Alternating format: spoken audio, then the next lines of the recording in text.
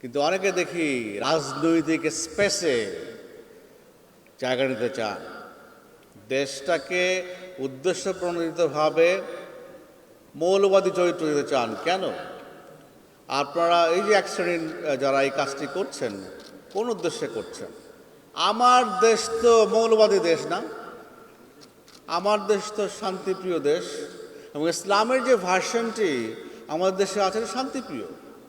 তাহলে আপনারা এই এক শ্রেণীর লোকজন কার ইশারায়, কোন ইঙ্গিতে, কার লক্ষ্য, কোন এজেন্ডা বাস্তবায়নের জন্য আপনারা আমার দেশটাকে মৌলবাদী চরিত্রের তকমা আটানোর চেষ্টা করছেন? কিছু একটা হলেই ঢাকা শহরে জঙ্গি মিছিল, পুজোতে তো আমরা ইন্দোনেশিয়া দেখি না মিছিল করার জন্য, মালয়েশিয়া যে মুসলিম কান্ট্রি সেখানে দেখি না মিছিল করার জন্য, Jordan is a Muslim country সেখানে দেখি না জঙ্গি মিছিল করার জন্য, সৌদি আরব তো আমাদের মক্কা, পবিত্র মক্কা মদিনা আছে, ওখানে তো কাউকে দেখি না জঙ্গি মিছিল করার জন্য, দুবাইয়ে দেখি না, কাতারে দেখি না, মিডল ইস্টে কোনো কান্ট্রিজ দেখি না।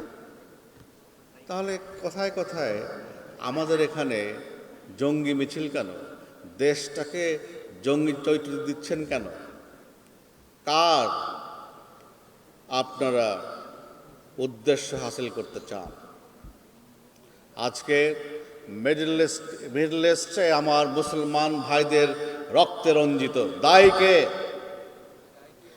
গত সপ্তাহে ফ্রান্সে মুসলিম বিরোধী আইন তৈরি হয়েছে, দায়ী কে?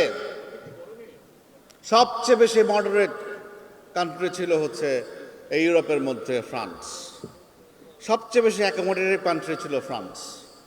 সেই ফ্রান্সকে কারা মুসলিম বিদ্বেষী বানানো হলো? দেশে দেশে কারা পৃথিবীতে উন্নত এবং সভ্য দেশে মুসলমানদের দরজা বন্ধ করার ব্যবস্থা করছে? কারা? দেশবাসীকে, ধর্মপ্রাণ মানুষকে এই বিষয়টি উপলব্ধি করতে হবে।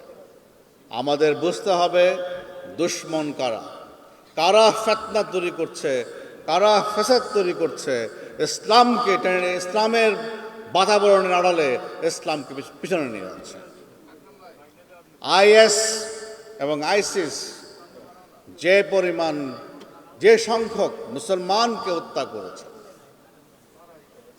মিডল ইস্টে গত 10-15 বছরে অন্য কোনো দেশের হাতে, অন্য কোনো বাহিনীর হাতে সেই পরিমাণ মুসলমান নিহত হয় নাই। একজন মুসলমান নিজে মুসলমান হয়ে আরেকজন নিরপরাধ মানুষকে কিভাবে খুন করতে পারে? এটা কোন ইসলামের বাতাবরণ? আমাদেরকে এ সমস্ত বিষয়ে ভেবে দেখার বিষয় আছে। ইউটিউব খুলেন, এক শ্রেণী, আমি বলবো সবসময় বলছি, কিন্তু আমি এক শ্রেণীর হুজুর ওয়াজ করতে আসেন, মাহফিল করতে আসেন, খালি ফাল পড়েন, খালি জাম করেন। এখন চেয়ারে যাবো, কিন্তু চেয়ার কিন্তু সিংহাসনে বসেন, কিন্তু অথচ আমার নবী করিম সাল্লাল্লাহু আলাইহি সাল্লাম মসজিদের কি বলে ইয়াতে সিঁড়িতে বসে রাষ্ট্র পরিচালনা, মিম্বারের সিঁড়িতে বসে রাষ্ট্র পরিচালনা করেছেন। আর এক শ্রেণীর লোকজন মহাসিংহাসনে বসেন, একজন পিছনে বাতাস দেয়, পিছনে একজনকে গা টিপে। তো এরপরে এই ওয়াজ নসিহত শুনতে হয় এক শ্রেণীর লোক কাছ থেকে, যারা খালি কথা খালি ফাল দেয় এবং দেখবেন কি উত্তেজিত কথাবার্তা বলে। অথচ আমাদের মহানবী সাল্লাল্লাহু আলাইহি ওয়াসাল্লাম যতটুকু আমরা জানি, এখন তো আর আরবি নির্ভর না, এখন ইংরেজিতেও ইসলাম সম্পর্কে সাহিত্য আছে, বাংলাতেও প্রচুর লেখালেখি আছে, আরবিতেও আছে, বিভিন্ন ভাষায় আছে। এখন তো আর ওই জিনিস নাই যে একমাত্র আরবির উপর সব কিছু, বিভিন্ন ভাষায় আছে, চাইলেই সবাই পড়তে পারেন। এবং ইউটিউবে করলেন আজকে ডিজিটাল বাংলাদেশ দিবস, সেজন্য মাননীয় প্রধানমন্ত্রীকে অভিনন্দন, দেশবাসীকে অভিনন্দন। আমাদের 11 কোটি মানুষ সিম ব্যবহার করে, 7 কোটি মানুষ ফেসবুক ব্যবহার করে এই দেশের। তো ফলে আমাদের দেশে কিছু একটা হইলে আগে বই পড়তে হইতো, এখন তো বই পড়তে লাগে না, এখানে বসে বসে ইচ্ছা করলে আমি অনেক কিছু ব্রাউজ করতে পারি।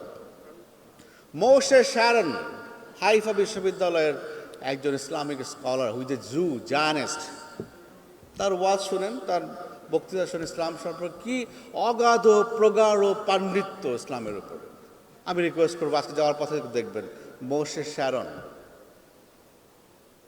ত্রিনিদাদের বিশিষ্ট ইসলামিক চিন্তাবিদ, নিউ ইয়র্কের একটা মসজিদের ইমাম আহমেদ নজর হোসেন, ইংরেজিতে ওয়াজ নসিহত করেন, পরে দেখবেন কি অগাধ পাণ্ডিত্য ইসলাম সম্পর্কে, ধর্ম সম্পর্কে, এবং সেখানে শুনলে আপনাকে নতুন করে আবার ইচ্ছা হবে আমি আবার নতুন করে মুসলমান আরেকবার হই।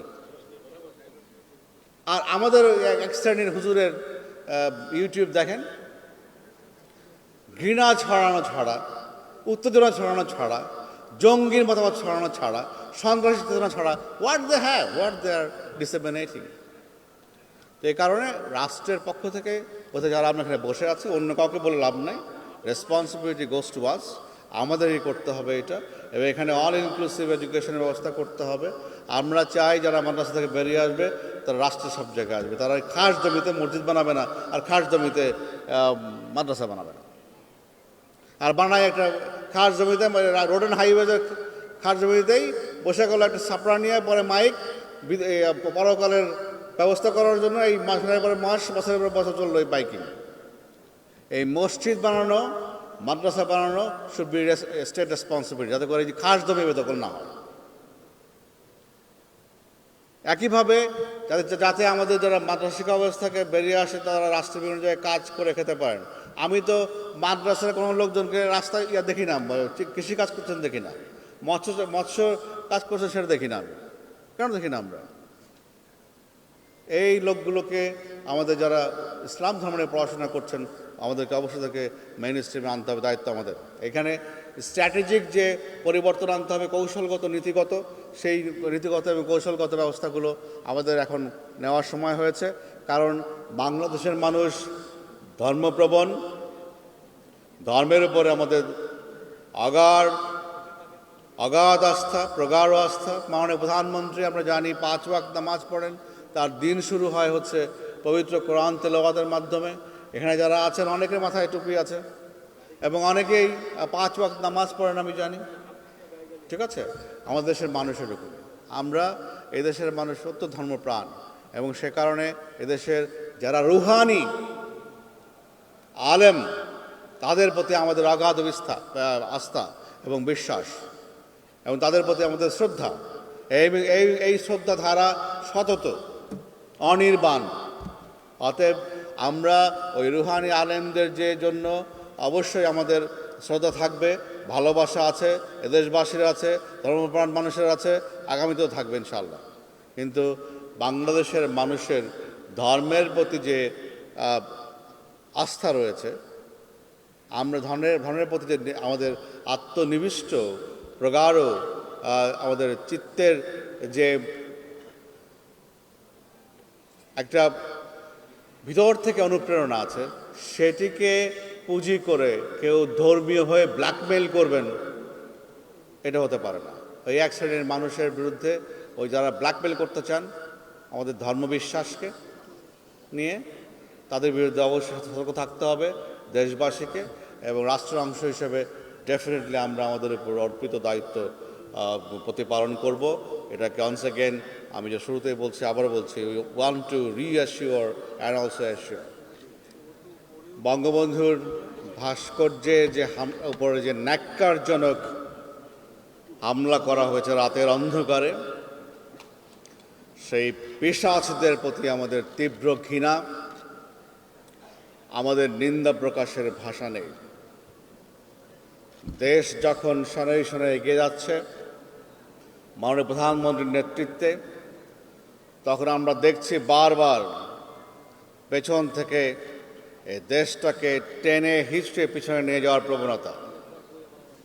18 কোটি মানুষ ঐক্যবদ্ধ, যেমন 1971 সালে ঐক্যবদ্ধ হয়েছিলেন বঙ্গবন্ধুর নেতৃত্বে, একইভাবে এই 18 কোটি মানুষ মাননীয় প্রধানমন্ত্রীর নেতৃত্বে ঐক্যবদ্ধ।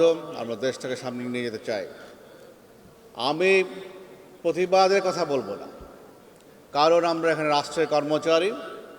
We are the part of the government, and we are the government under the leadership of honourable prime minister. রাষ্ট্রের বিরুদ্ধে, দেশের বিরুদ্ধে, জনগণের বিরুদ্ধে যে কোনো ধরনের হামলা আমরা অবশ্যই এদেশের প্রচলিত আইন এবং প্রচলিত যে বিধি আছে তার মাধ্যমে সেগুলো মোকাবেলা করব। যারা সেদিন আমাদের অনেক সহকর্মী বলেছেন, আমি আই বি প্রেসাইজ, বক্তৃতা লম্বা করতে চাই না, এদের বঙ্গবন্ধু মানে হচ্ছে বাংলাদেশ। বঙ্গবন্ধু আমার দেশের সংবিধানের অংশ। বঙ্গবন্ধু এই দেশ দিয়েছেন আমাদেরকে, পতাকা দিয়েছেন, মানচিত্র দিয়েছেন, ভাষার স্বীকৃতি দেওয়ার ব্যবস্থা করেছেন। আমরা বাংলাদেশ বৈশ্বিক পরিমণ্ডলে উন্নয়নের যে ম্যাজিক হিসেবে নিজেদেরকে আবির্ভূত করেছে, তার সূত্রধর কারিগর বঙ্গবন্ধু শেখ মুজিবুর রহমান। তার উপরে হামলা, সংবিধানের উপরে হামলা, রাষ্ট্রের উপরে হামলা, এদেশের জনগণের উপরে হামলা, এবং রাষ্ট্র অবশ্যই তার যে বিধিবিধান আছে, প্রচলিত আইন আছে, তার মাধ্যমে সেগুলোকে কঠোর হস্তে মোকাবেলা করবে। আমরা রাষ্ট্রের কর্মচারী হিসেবে, রাষ্ট্রের অংশ হিসেবে 18 কোটি মানুষকে এটাকে অ্যাসিওর করতে চাই, এবং এটাকেই আজকে এই মঞ্চে দাঁড়িয়ে রিঅ্যাসিওর করতে চাই। আমার দেশের স্বাধীনতা, আমার দেশের সংবিধান, আমার রাষ্ট্র, আমার রাষ্ট্রের জনক, nobody can touch them, nobody can touch them। আমরা 18 কোটি মানুষ এবং রাষ্ট্র সেটাকে মোকাবেলা করব। বলে রাখতে চাই, আমি আগেও বলেছি, রাষ্ট্র মহাপরাক্রমশালী। রাষ্ট্রের বিরুদ্ধাচরণ করার দুঃসাহস দেখাবেন না। রাষ্ট্রের বিরুদ্ধাচরণ মানে হচ্ছে 18 কোটি মানুষের বিরুদ্ধাচরণ। রাষ্ট্রের বিরুদ্ধাচরণ সংবিধানের বিরুদ্ধাচরণ। রাষ্ট্রের বিরুদ্ধাচরণ মানে হচ্ছে 1971 সালে বঙ্গবন্ধু নেতৃত্বে যে 30 লক্ষ শাহাদত বরণ করেছেন তাদের বিরুদ্ধাচরণ। এটি এই জাতি, এই রাষ্ট্র, এদেশ বরদাস্ত করবে না। একই সঙ্গে আমরা দেখি, আমি জানি না, একটা বিশেষ ধরনের আমাদের দেশের মানুষের কিন্তু আলেমদের প্রতি, ইমামদের প্রতি অনেক অনেক গভীরতম শ্রদ্ধা রয়েছে। আমরা এদেশে মুসলমান ধর্ম প্রচার করেছেন রুহানি আলেমবৃন্দ, সুফি সাধকবৃন্দ। তারা কখনোই শক্তি প্রয়োগের মাধ্যমে, তরবারির প্রয়োগের মাধ্যমে এদেশে এই অঞ্চলে ইসলাম প্রচার করেননি। তারা ভালোবাসার মাধ্যমে এবং আল্লাহ তাআলার মহান বাণী, পবিত্র বাণী, সেটি প্রচার করে এই অঞ্চলে শত শত মানুষকে, হাজার হাজার মানুষকে ইসলাম ধর্মে ধর্মান্তরিত করেছেন। এখানে শক্তি প্রয়োগের কোনো বিষয় ছিল না। আজকে আমরা দেখি অনেকে উল্লঙ্ঘন করেন, মাসল ফ্লেক্সিং করেন, রাষ্ট্রের সঙ্গে muscle flexing. Go back, sit back and try to realize what you're doing. ঠিক আছে, আমার দেশ এই মহান স্বাধীনতা সংগ্রামের মাধ্যমে অর্জিত দেশ, গণতান্ত্রিক দেশ, অসাম্প্রদায়িক দেশ। আমরা যে মূল্যবোধের ওপর দাঁড়িয়ে, মূল মন্ত্রের উপর দাঁড়িয়ে আমাদের উত্তরসূরিরা, আমাদের পূর্বসূরিরা দেশ আমাদের জন্য উপহার দিয়ে গেছেন, মাননীয় প্রধানমন্ত্রীর বঙ্গবন্ধু নেতৃত্বে যে দেশ উপহার দিয়ে গেছেন, আমরা সেই মূল মন্ত্র, মূল নীতিকে সংরক্ষণের জন্য বদ্ধপরিকর। এবং আমাদের রাষ্ট্রীয় কর্মচারী হিসাবে আমাদের দায়িত্ব, আমরা সেই গুরু দায়িত্ব, এদেশের প্রতিটি রাষ্ট্রীয় কর্মচারী, প্রায় 14 লক্ষের উপর রাষ্ট্রীয় কর্মচারী দায়িত্ব পালন করেন রাষ্ট্রে, তারা প্রত্যেকেই দৃঢ়প্রতিজ্ঞ। একই সঙ্গে আমরা জানি আমাদের এই একটা মাদ্রাসা শিক্ষা ব্যবস্থা নিয়ে কথা বলেছেন অনেকে। আমাদের বোধহয় দিতে হবে ইনক্লুশনের জন্য, অল ইনক্লুসিভ একটা শিক্ষা ব্যবস্থা দরকার আমাদের ইউটিউব, এক সময় এক শ্রেণীর হুজুররা বলতেন যে ছবি তোলা হারাম, টিভি দেখা হারাম। এখন ছবি দেখতেছে অনেক তুলছেন, আবার দেখছি যে টিভির মতোই তারা ইউটিউবে কিছু হওয়ার আগেই মিথ্যা তথ্য দিচ্ছেন, অসত্য কথা বলতেছেন। তো কখন কোনটা হারাম আর কখন কোনটা হালাল, এক শ্রেণীর কথাটা তো আমরা কিছু বুঝতে পারি না। এখন আমার দেশের মানুষ জাকাত দেয়, ফিতরা দেয়, দান খয়রাত করে, কোরবানি হলে চামড়া দিয়ে দেয়। উদ্দেশ্য কি? যে এই এক শ্রেণীর লোক, আমাদের যারা ধর্মপ্রাণ মানুষ, ধর্মচর্চা করবেন আর তারা ধর্ম প্রচার করবেন, তারা আল্লাহ তাআলার পবিত্র নাম অন্তরে ধারণ করবেন, সাধারণ মানুষকে তারা ধর্মকর্মে উৎসাহিত করবেন। এই জন্য একথা বলে এবং বঙ্গবন্ধুর প্রতি আরেকবার শ্রদ্ধা নিবেদন করে, এদেশের সকল রুহানি আলেমদের প্রতি আরেকবার শ্রদ্ধা নিবেদন করে শেষ করছি। ভালো থাকবেন সবাই।